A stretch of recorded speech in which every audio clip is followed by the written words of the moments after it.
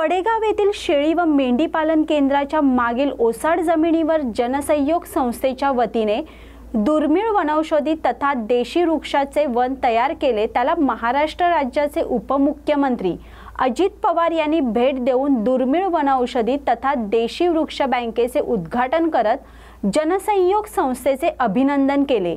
यावेळी त्यांच्या समवेत आमदार सतीश चव्हाण, विक्रम काळे आदींची प्रमुख उपस्थिती होती। दुर्मिळ होत चाललेल्या देशी झाडांचे संगोपन होणे खूप महत्त्वाचे आहे। ती झाडे वनस्पती जोपासायला हवी असे प्रतिपादन अजितदादा पवार यांनी पडेगाव येथे केले। येथे कार्यरत असलेल्या महिला यांनी दादांना उद्देशून आमचा भाऊ आला अशी प्रतिक्रिया दिली।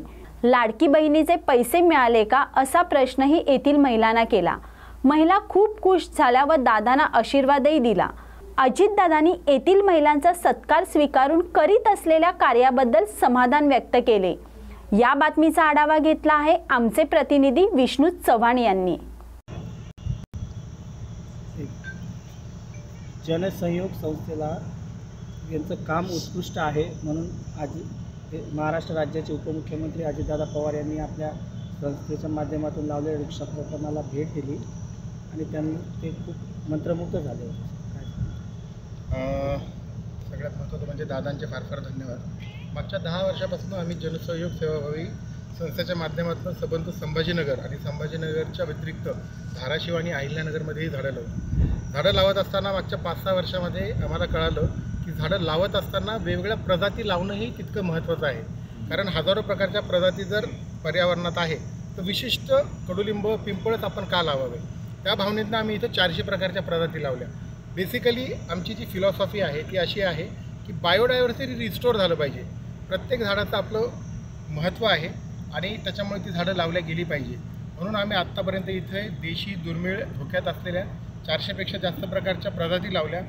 त्या व्यतिरिक्त आम्ही इथं 20 प्रकारच्या कल्पक वेगवेगळ्या वाटिका केल्या। त्याच्यामध्ये भारतवन केलं आहे, बोधी वाटिका आहे, तीर्थंकर वाटिका आहे, वडवन आहे, अशा 20 प्रकारच्या आम्ही वाटिका केल्या आणि ते बघायला आज दादांनी भेट दिली आणि दादांनी जवळजवळ 40 मिनटं ही सगळी झाडं बघितली आणि जनसहयोग संस्थेच्या ह्या उपक्रमाचं कौतुक केलं। तर दादांचेही धन्यवाद आणि जनसहयोग टीम जी मागच्या 10 वर्षापासून प्रचंड कष्ट करते त्या टीमचेही धन्यवाद। साधारणतः सर या क्षेत्रामध्ये किती झाडं लागलेली आहेत? ऑगस्ट 2019ला महाराष्ट्र शासनाचा जो 50 कोटी वृक्ष लागवडीचा जो संकल्प होता त्याच्या अंतर्गत आम्ही ही झाडं लावली।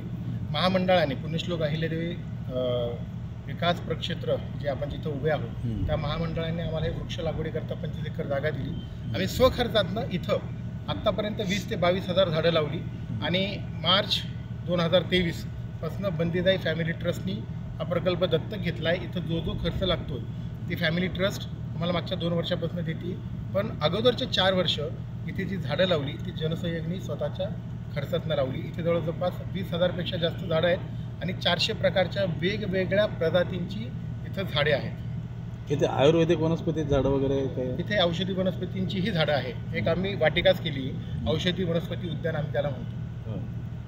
त्यामध्ये कोणते कोणते? त्याच्यामध्ये सगळी जी औषधी झाडं आहे त्याच्यामध्ये गुगुळ आहे, त्याच्यामध्ये आडुळसा आहे, त्याच्यामध्ये सर्पगंधा आहे, त्याच्यामध्ये गुंज आहे आणि पिकामली आहे, चित्रक आहे, असे वेगवेगळ्या औषधी वनस्पती आम्ही तिथे लावले। हे पुष्कळ झाड आपण या प्रभागामध्ये लावले तर इथल्या वसाहतीला काय फायदा होऊ शकतो? वसाहतीला जो फायदा व्हायचा तो होईल, फक्त वृक्ष लागवड करत असताना मनुष्य केंद्रित विचार व्हायला नको, हे बेसिक विचार करतो।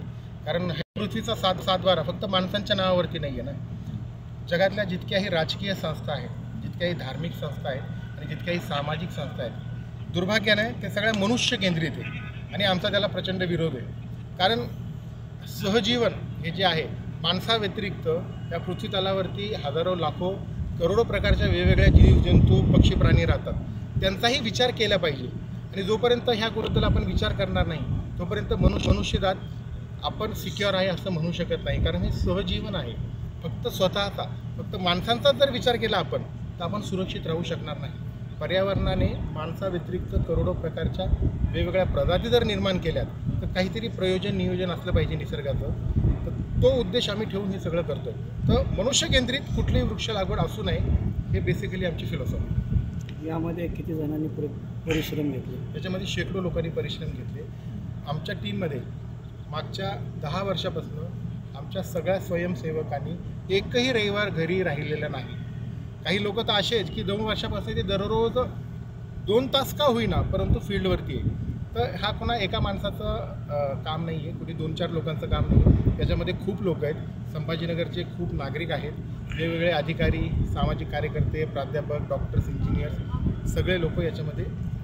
इथं तयार झालेले रोप वाटिकामध्ये विक्रीसाठी ठेवलेले आहेत सर आम्ही कुठलंही व्यावसायिक काम करत नाही. बाहेर जे दुकान लागलेले ते विकतात दुकान आता ते दुकानदार वेगळे आहेत, त्यांचा आमचा काही संबंध ते आपलं नाही आहे का? शून्य संबंध.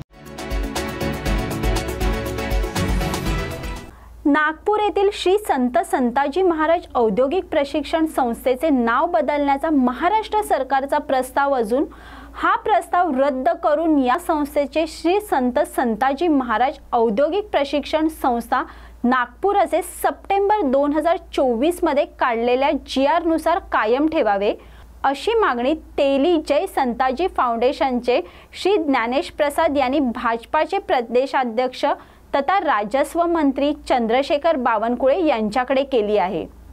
श्री बावनकुळे नवसंकल्प सभेसाठी रिसोड जिल्हा वाशिम येथे आले होते. त्यावेळी तेली समाजाच्या शिष्टमंडळाने श्री बावनकुळे साहेबांना एक निवेदन दिले.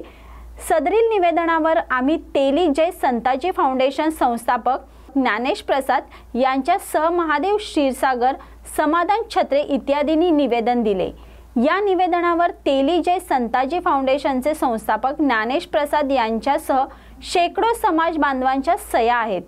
या बातमीचा आढावा घेतला आहे आमचे प्रतिनिधी रघुनाथ आघाव यांनी. 5 मे रोजी सायंकाळी 4 ते 5 दरम्यान बुलढाणा जिल्ह्यातील बिबी तालुक्यात लोणार परिसरात अचानक ढग जमा झाले. त्याचे रूपांतर वादळी पाऊस आणि गारपिटीत झाले. त्यामुळे कांदा उत्पादक शेतकऱ्यांची व भुईमूग उन्हाळी मूग उत्पादक शेतकऱ्यांची तारांबळ उडाली. तर दुसरीकडे बुलढाणा जिल्ह्यातीलच सिंदखेड राजा तालुक्यातील बाजीराव ताऊबा आंधळे शेतकऱ्याच्या शेतातील लिंबाच्या झाडाखाली बांधलेल्या 5 जनावरांपैकी 3 जनावरांच्या अंगावर 3-4 वाजेदरम्यान वीज कोसळली. यामध्ये 3 जनावरे दगावली असून त्या शेतकऱ्यांचे अतोनात नुकसान झाले. या बातमीचा आढावा घेतला आहे आमचे प्रतिनिधी रघुनाथ आघाव यांनी.